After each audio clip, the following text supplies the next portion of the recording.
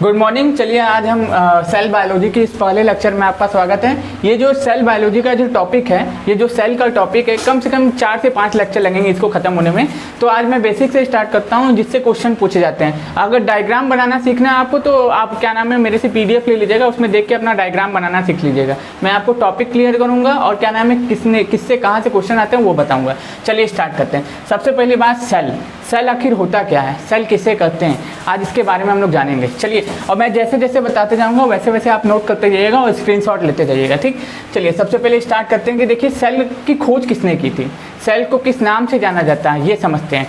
देखिए सेल जो होता है किसी भी जीवित व्यक्ति की, किसी जीवित जंतु की क्या होती है, सबसे छोटी इकाई होती है। क्या होती है, सबसे छोटी इकाई होती है। जैसे मेरी जो सबसे छोटी इकाई क्या है, सेल है। प्लांट्स की सबसे छोटी इकाई क्या है, सेल है। किसी भी जीवित जंतु, जीव या जंतु की सबसे छोटी जो इकाई होती है उसको क्या बोलते हैं, सेल बोलते हैं। सेल को साइटो के नाम से भी जाना जाता है। और सेल के अध्ययन को क्या कहते हैं, साइटोलॉजी करते हैं। सेल के अध्ययन को क्या कहते हैं दोस्तों, क्या कहते हैं, साइटोलॉजी करते हैं। और इसकी खोज किसने की थी, रॉबर्ट हुक ने। किसने की थी, रॉबर्ट हुक ने। इस सेल की खोज किसने की थी, रॉबर्ट हुक ने। और लेकिन इन्होंने एक मरी कोशिका को खोजा था। क्या खोजा था, मरी हुई कोशिका को खोजा था। मरी हुई कोशिका को खोजा था। एक क्या हुआ, एक पेड़ में, प्लांट्स में।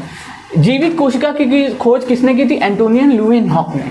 जीवित कोशिका की खोज अगर पूछे किसने की थी तो एंटोनियन लुइनहॉक ने। और इसका सिद्धांत किसने दिया था, शेल्डन एंड सोल ने।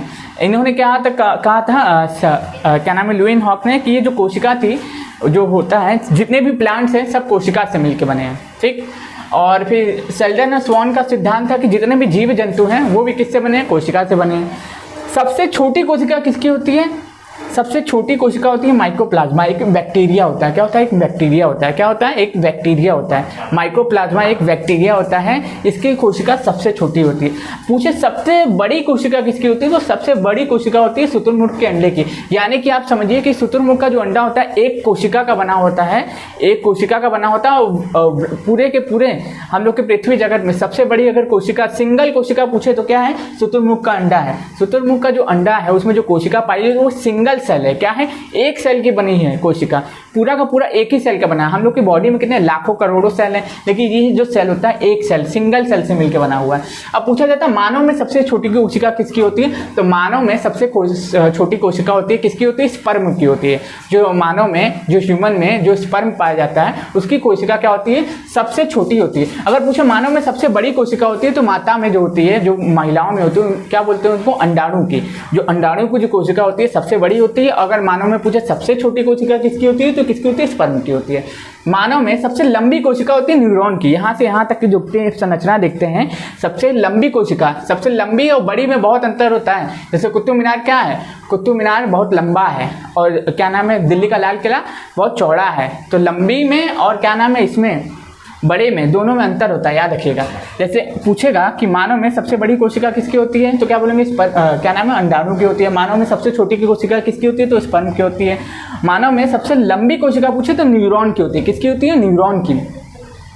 तेज विभाजन मतलब एक कोशिका से टूट के दूसरी कोशिका का नया बन जाना, एक कोशिका से टूट के उससे कई कोशिकाओं का निर्माण हो जाना, उसी को कहते हैं सेल डिवीजन करते हैं। सेल डिवीजन यानी कि कोशिका का विभाजन करते हैं। और ये सबसे ज़्यादा कहाँ होता है, लीवर में होता है। अब लीवर का कुछ हिस्सा काट के निकाल के रख दीजिए, वो बहुत जल्दी अपने आप को कवर कर लेगा। क्या कर लेगा, कवर कर लेगा, अपने आप फिर से निर्माण कर लेता है।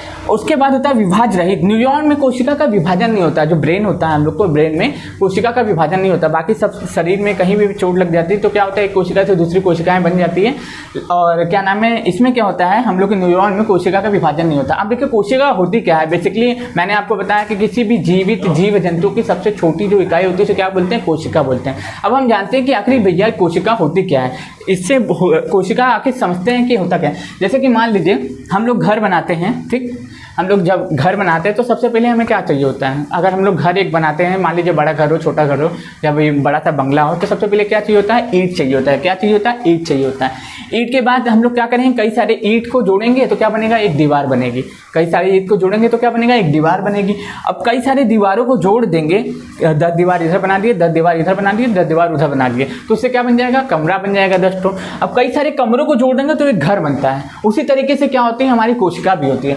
कोशिका में होता क्या है, कोशिका में समझिए, कोशिका में सबसे पहले क्या होता है, एक सेल होता है। मानव के जीवन की सबसे छोटी इकाई या फिर किसी भी प्लांट्स की सबसे छोटी इकाई क्या होती है? सेल होती है। कई सारे सेल मिलके क्या बनते हैं? उत्तक का निर्माण करते हैं, यानी कि टिश्यू बनाते हैं। जैसे छोटा सा एक ईंटा दो ईंटा जोड़ लिए, दो ईंटा के बाद क्या बन जाएगा? वो क्या बन जाएगा? टिश्यू बन जाएगा, यानी कि क्या बन जाएगा? उत्तक बन जाएगा। अब कई सारे उत्तक को जोड़ देंगे तो क्या बन जाएगा? दीवार बन जाएगा, यानी दीवार यानी कि क्या बन जाएगा? अंग बन जाएगा। कई सारे उत्तक को जोड़ेंगे तो अंग बन जाएगा, और कई सारे अंग को जोड़ेंगे तो पूरा का पूरा एक मानव का शरीर बन जाएगा। तो ये हमारा क्या है, क्या नाम है, समझने के लिए ये क्या था? डेमो था। इससे क्वेश्चन पूछे जाते हैं। तो चलिए इसको आप स्क्रीनशॉट ले लीजिए। अब अगली स्लाइड, चलिए इसको स्क्रीनशॉट ले लीजिए, फिर हम अगले पेज स्लाइड पे आते हैं। चलिए इस नेक्स्ट स्लाइड पे आते हैं। चलिए इसको आप सबसे पहले स्क्रीनशॉट ले लीजिए, फिर हम आगे बढ़ते हैं धीरे धीरे। आई होप आपने ले लिया होगा। अब देखिए होता क्या है कि कोशिका में क्या होता है? एक झिल्ली होती है। जैसे मान लीजिए कि एग्जांपल के तौर पे ले सकते हैं कि कोशिका एक ऐसी झिल्ली होती है जिसमें कई सारे तत्व रखे जाते हैं, जैसे माइक्रोकॉन्ड्रिया हो गया, सेलुलोज हो गया, क्या नाम है आपका, क्या नाम है, गोल्जी बॉडी हो गया, आपका क्या नाम है, आपको क्या नाम है, न्यूक्लियस हो गया। सब किसके अंदर होता है? एक कोशिका के झिल्ली के अंदर ही होता है। तो क्या होता है? कोशिका झिल्ली। कोशिका झिल्ली में होता क्या है? देखिए कोशिका झिल्ली, जैसे मान लीजिए यहाँ पे माइक्रोकॉन्ड्रिया हो गया, यहाँ पे क्या हो गया? गोल्जी बॉडी हो गया, यहाँ पे क्या हो गया? क्या नाम है आपका? न्यूक्लियस हो गया। ये सब किसके अंदर होते हैं? कोशिका के अंदर होते हैं। अब ये जो कोशिका झिल्ली होती है बनी किसकी होती है? इसके ऊपर सेल मेम्ब्रेन की एक परत चढ़ी होती है। क्या बोलते हैं? एक परत चढ़ी होती है जिसे सेल मेम्ब्रेन बोलते हैं।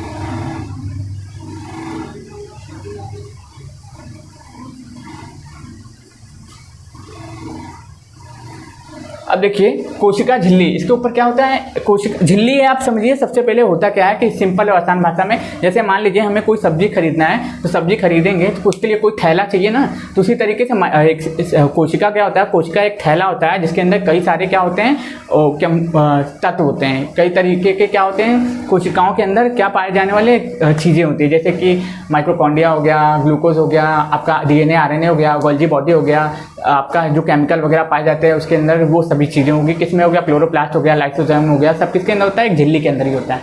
अब ये झिल्ली जो होता है पादप और जंतु दोनों में होता है। कोशिका झिल्ली किसमें है? पादप और जंतु दोनों में होता है। क्या होता है? पादप और जंतु दोनों में क्या होता है? कोशिका झिल्ली होता है। पादप एवं जंतु दोनों में कोशिका झिल्ली होता है। ये बना किसका होता है? प्रोटीन का बना होता है। ये किसका बना होता है? प्रोटीन का बना होता है। कोशिका के सभी अंग किसके अंदर रहते हैं?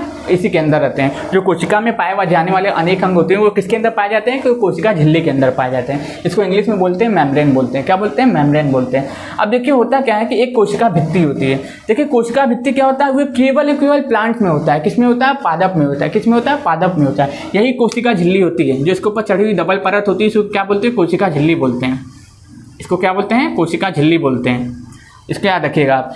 कोशिका झिल्ली अगर पूछे तो किसमें होता है? प्लांट्स में भी होता है, ह्यूमन में भी होता है। लेकिन अगर कोशिका भित्ति पूछे तो सेल वॉल बोलते हैं इसको। ये केवल और केवल किसमें होता है? पादप में होता है। और ये बना किसका होता है? क्वेश्चन पूछता है कि जो कोशिका भित्ति प्लांट्स में पाई जाती है वो किसका बना होता है? तो वो सेलुलोज का बना होता है। किसका बना होता है? सेलुलोज का बना होता है। और ये सुरक्षा तथा आकार प्रदान करता है। क्या करता है? सुरक्षा तथा आकार दोनों प्रदान करता है। कौन? कोशिका भित्ति। किसमें होता है? केवल पादप में होता है। किसमें नहीं पाया जाता है? ह्यूमन में नहीं पाया जाता है। कोशिका झिल्ली किसमें पाई जाती है? ह्यूमन में और पादप में, दोनों में पाई जाती है। ये बना किसका होता है? प्रोटीन का बना होता है।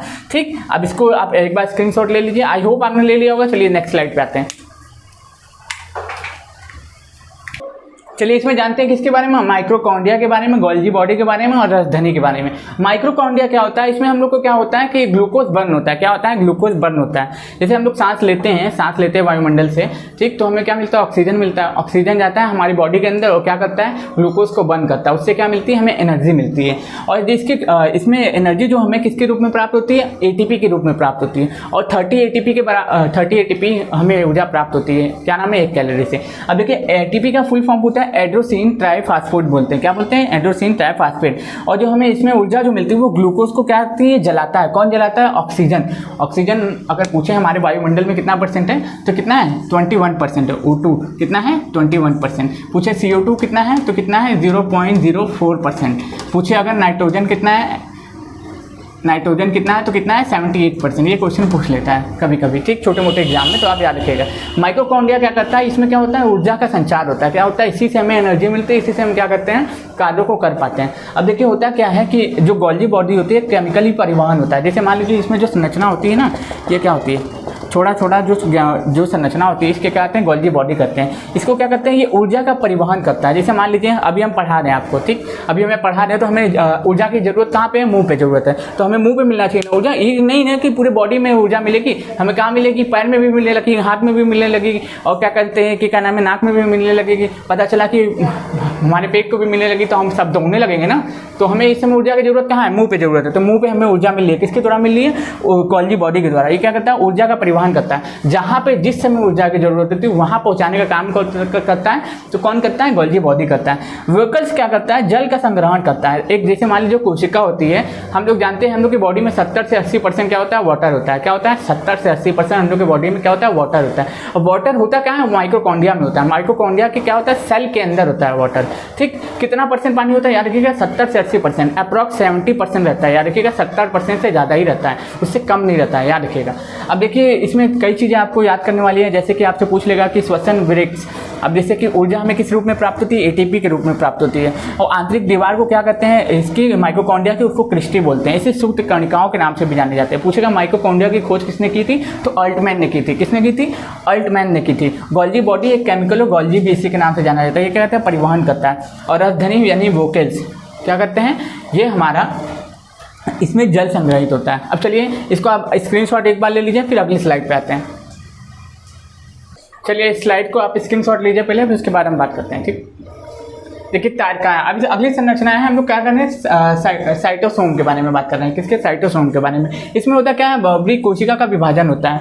देखिए अगर पूछे कि सबसे ज़्यादा अगर तेजी से कोशिका का विभाजन और कोशिका का निर्माण कहाँ पे होता है, तो लीवर में होता है। और कहाँ पे नहीं होता है, तो ब्रेन में। लेकिन आप जानते हैं कि बेसिकली कैंसर होता क्या है, कैंसर का सीधा सीधा मतलब लगता है एक कोशिका से कई कोशिकाओं का निर्माण बहुत तेजी से होने लगता है, उसी को क्या बोलते हैं, कैंसर बोलते हैं। जैसे एक कोशिका से दूसरी कोशिका, दूसरी से तीसरी, तीसरी से चौथी, अगर ये बहुत तेजी से होने लगता है इसी को क्या कहते हैं, कैंसर करते हैं। याद रखिएगा आप लोग, ठीक। लेकिन आप ये जानिए कि अगर कौन सी ऐसी संरचना हम लोग के बॉडी में जो क्या करती है, अपने आप को खुद से निर्माण कर लेते हैं, कि लीवर काट के आधा निकाल लेंगे ना, आधा वो अपने आप बन जाएगा। इतनी तेजी से उसका निर्माण होता है, पुनर्निर्माण बहुत तेजी से होता है, ठीक। इसमें क्या होता है, ब्रेन में न्यूरॉन जो होता है 90%, आप सुनते हो ना कि ब्रेन कैंसर हो गया, और हम बोल रहे हैं कि क्या नाम है, ब्रेन में जो होता है कोशिका का विभाजन नहीं होता है। लेकिन 90% एक ऐसी जगह है, 90% नहीं होता, 10% एक ऐसी जगह है। इसलिए वहीं पर क्या होता है, आपका क्या होता है, कोशिका का विभाजन होता है ब्रेन में। अब देखिए क्या है, एंडोप्लाज्मिक रेटिकुलम, इसको क्या बोलते हैं, अंदर प्रतिरोध जालियां। इसमें होता क्या है कि कंकालनुमा संरचना होती है, आंतरिक सहायता करती है और वसा का और प्रोटीन का निर्माण करती है। कौन, एंडो और स्मूथ। अब होता क्या है, सीधा सीधा समझिए इसको कि क्या होता है कि जो एंडोप्लाज्मिक रेटिकुलम है, यहाँ पे क्या होता है, प्रोटीन का निर्माण होता है, वसा का निर्माण होता है। अब ये देख रहे हैं राइबोसोम। राइबोसोम को क्या कहते हैं, kitchen house of the cell कहते हैं। क्या कहते हैं, kitchen of the house of the cell कहते हैं, राइबोसोम। एक बार मैं कंफर्म हो लेता हूँ, शायद थोड़ा सा कन्फ्यूजन है कि राइबोसोम ही है कि और कुछ है।